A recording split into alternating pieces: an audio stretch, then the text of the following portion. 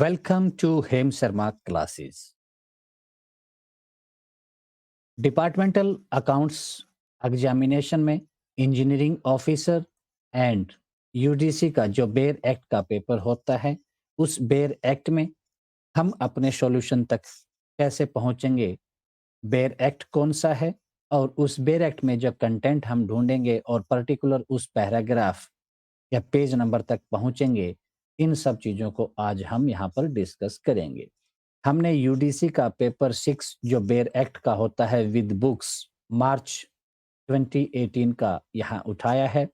उसका जो question number 1 उसका ए पार्ट है, उसका हम सबसे पहले देखते हैं कि bare act to content and content to page number to particular paragraph हम कैसे पहुँचते हैं।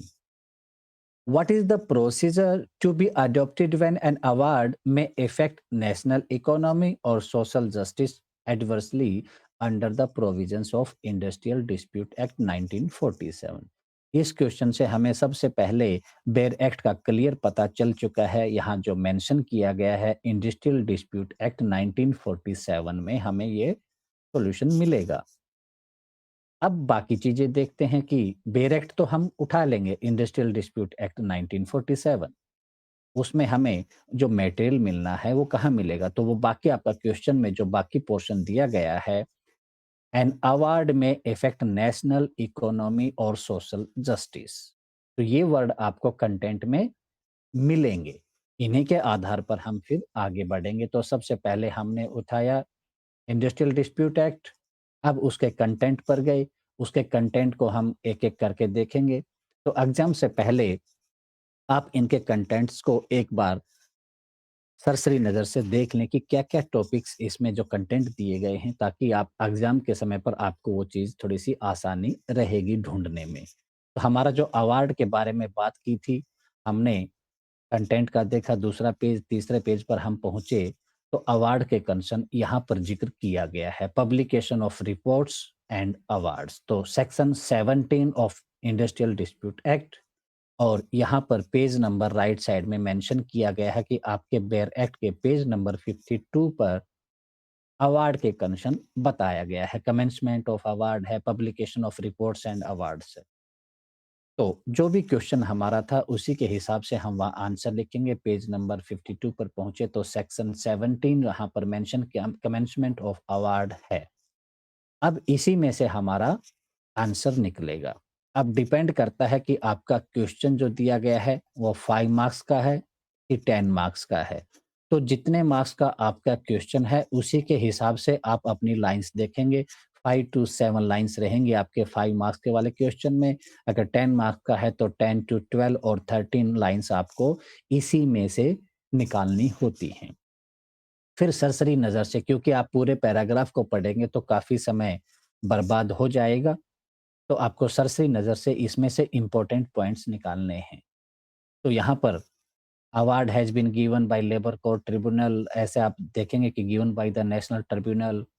फिर नेशनल इकोनॉमिक कंसर्न जो आपके क्वेश्चन में भी वर्ड यूज़ हुआ है, अफेक्टिंग और social justice. Official Gazetted declared that the award shall not become enforceable on the expiry of the said period of 30 days. ये एक important point बन जाता है।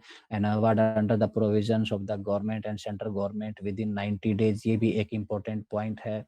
From the date of publication of the award, rejecting or modifying available opportunity award together, इस तरह से आपको questions के जो important point बनते हैं वो अलग-अलग करने हैं। तो हमारा जो यहाँ पर national economy and social justice का था 30 डेज का, यहाँ पर ये बनता है इम्पोर्टेंट, 90 डेज का बनता है।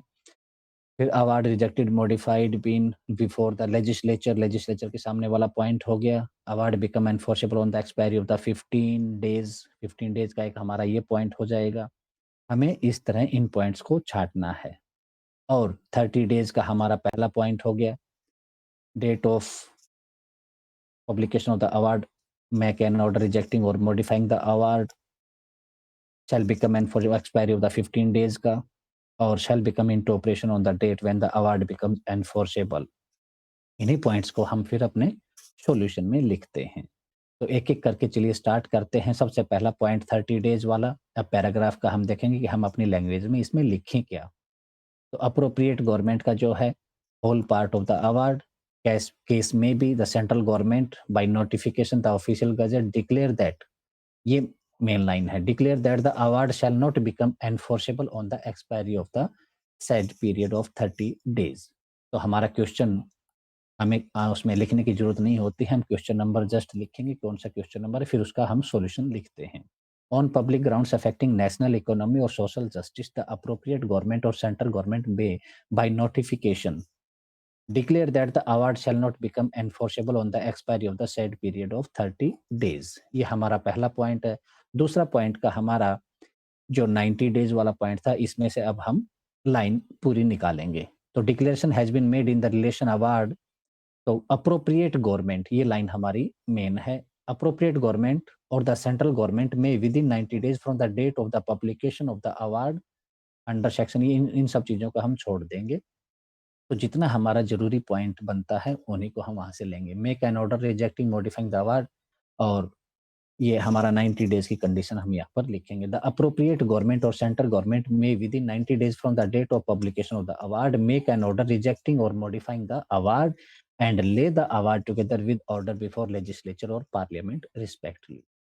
तो 2 पॉइंट हमारे यहाँ हो गए। तीसरा हमने जो इंपॉर्टेंट पॉइंट निकाला था 15 डेज वाला, अब इसमें से देखेंगे award as rejected or modified laid before the legislature of a state or before parliament, such award shall become, so award shall become enforceable on the expiry of the 15 days from the date on which it is laid.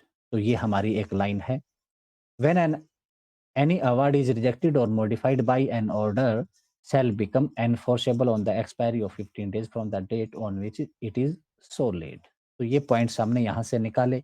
Last हमारा point हमने जो point 4 था इस paragraph में, award becomes enforceable कब, it shall come into operation on the date, तो वो date बता दी गई है कि जब वो अवार्ड एनफोर्सेबल हो जाता है तो it shall come into operation. तो जितने भी मार्क्स का आपका है ढूंढेंगे, मैंने यहाँ पर 4 पॉइंट ढूंढे हैं। तो fourth one is the award shall become into operation with an effect from such date as may be specified therein, but where no date is so specified, जब डेट स्पेसिफाई नहीं की गई है, it shall come into operation on the date when the award becomes enforceable. तो जितने भी points आप लिखेंगे वो आप उसमें से पैराग्राफ में से निकालेंगे, और किस सेक्शन में ये चीजें दी गई हैं आपको आंसर के लास्ट में लिखना है। Wide section 17 of the industrial dispute act 1947।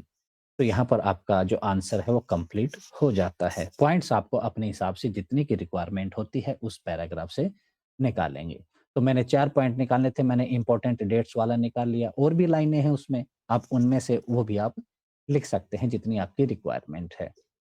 अब नेक्स्ट क्वेश्चन करते हैं, क्वेश्चन नंबर 1B। अब तरीका हमने देख लिया, इसको फटाफट करते हैं ताकि हमारा समय बर्बाद न हो।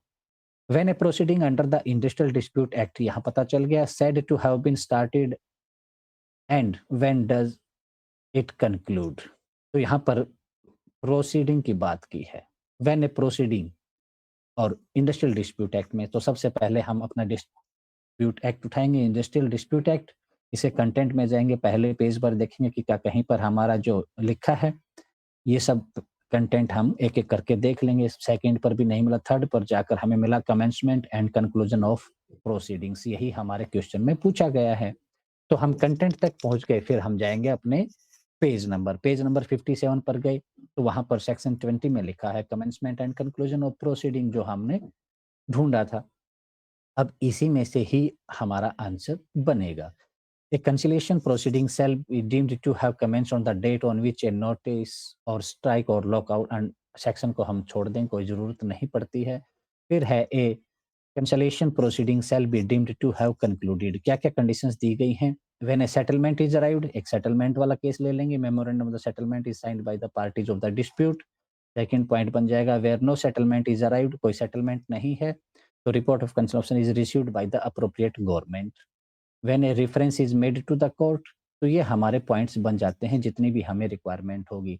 तो ये इतना ही पैराग्राफ नहीं होता, जरूरी नहीं इतना हो, ये बहुत बड़ा पैराग्राफ भी हो सकता है, उसी में से आपको निकालने होंगे। तो solution commencement and conclusion of the proceeding, a conciliation proceeding shall be deemed to have start and commenced on the date on which a notice of the strike or lockout issued by the conciliation officer। ये हम लिख दिए। अब settlement अगर आ रही होती है deemed to have included, ये इंक्लूड करने वाली जो चीज़ है, on the date of the order referring the dispute to a board when where a settlement is arrived at when a memorandum of the settlement is signed by the parties to the dispute, settlement is arrived, no settlement. अब यहाँ बिना settlement वाली चीज हम लिखेंगे, report of conciliation officer is receive by the appropriate government, और एक last का पॉइंट हमारा proceeding shall be deemed to have concluded on the date on which the award becomes enforceable when no settlement is arrived, when the report of the cancellation officers or board's report is published, and proceedings shall be deemed to have concluded on the date on which the award becomes enforceable। तो ऐसे ही हमें points उसमें से निकाल कर अपने answer में लिखने होते हैं। लास्ट का पोर्शन हमारा section 20 of the industrial dispute act 1947। तो नेक्स्ट भी इंडस्ट्रियल डिस्प्यूट एक्ट 1947 का ही क्वेश्चन दिया गया है। यहाँ पर है कंटिन्यूस सर्विस का जिक्र किया है under the provisions of industrial dispute act. तो कंटिन्यूस सर्विस हम कंटेंट में ढूंढेंगे, डिस्प्यूट एक्ट उठाया, इसके कंटेंट में हम गए, तो हमारा जितना भी कंटेंट का पेज है वहां पर हम जाएंगे। तो सेक्शन 25 में कंटिन्यूस सर्विस का जिक्र किया है। इस कंटेंट के हिसाब से हम पहुंचे अपने पेज नंबर 61 पर। वर्कमैन शैल बी, ये 25 डेफिनेशन ऑफ कंटिन्यूस सर्विस, ये कंफर्म जरूर कर लेना है कि आपका टॉपिक कंसर्न ही तो लिखा है ना इसमें। तो shall be continuous service for a period, ये पीरियड के बारे में बता दिया, कंटिन्यूस सर्विस की डेफिनेशन बता दी। तो वहां इसमें 190 days in the case of the workman employed with ground in the mine, 240 days in case of other case, ये उसकी सर्विस बता दी है। फिर बी पॉइंट में कहा है कि period for a period of 6 months the workman during a period of 6 calendar months preceding the date with reference on which calculation is to be made, calculation करेंगे उस दिन, has actually worked under the employer not less than, इतने दिन से कम की service उसकी नहीं होनी चाहिए, वो यहाँ पर लिखा है 95 days, 190 days in case other case बता दिए। फिर एक्सप्लेनेशन से आपका जो भी पॉइंट, जितने आपको ज्यादा चाहिए तो आप यहाँ से पॉइंट उठाइए। In the case of a female, she has been on maternity leave, however, that the total period of such maternity leave does not exceed 12 weeks। इन्हीं में से हम अपने पॉइंट्स निकालकर अपने आंसर में लिखेंगे।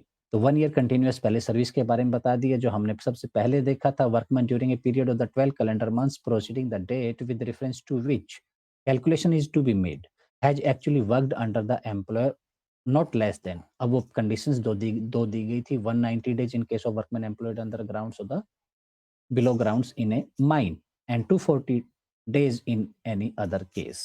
अब जो इंक्लूड नहीं करने वाली चीज थी कि number of days on which workman has actually worked under an employer shall include the days on which. अब क्या क्या है कि he has been laid down under an agreement, he has been on leave with full wages, he has been absent due to the temporary disablement caused by the accident during employment. In case of female, she has been on maternity leave less than 12 weeks। तो वहां पर जो conditions दी गई हैं उनको आप अपनी language में लिखेंगे, क्योंकि वहां पर जितने भी पॉइंट्स दिए गए हैं उन्हीं में से आपको छांट कर लिखना होता है। एक क्वेश्चन और कर लेते हैं जो इंडस्ट्रियल डिस्प्यूट एक्ट ही किए हैं हमने तीनों, तो इससे अलग एक और कर लेते हैं कि व्हेन द वर्कमैन से आते ही वर्कमैन कंपनसेशन एक्ट आ जाएगा, नॉट एंटाइटल्ड टू कंपनसेशन। तो कंपनसेशन की बात की गई है for having been laid off. तो वर्कमैन कंपनसेशन एक्ट में कंपनसेशन के रिगार्डिंग ही हमारा पॉइंट है। तो वर्कमैन कंपनसेशन एक्ट 1923 उठाए, उसके कंटेंट में है गए, तो एम्प्लॉयज लाइबिलिटी फॉर कंपनसेशन हमारा सबसे पहले ही मिल गया, आगे ढूंढने की जरूरत नहीं पड़ी। तो इस कंपनसेशन के बारे में ही हम बात करेंगे।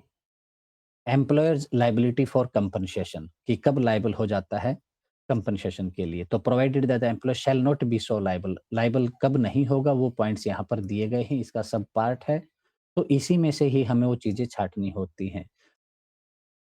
Personal injury caused to workman accidental arising out of in the course of his employment, employer shall be liable to pay in accordance with the provisions in this chapter।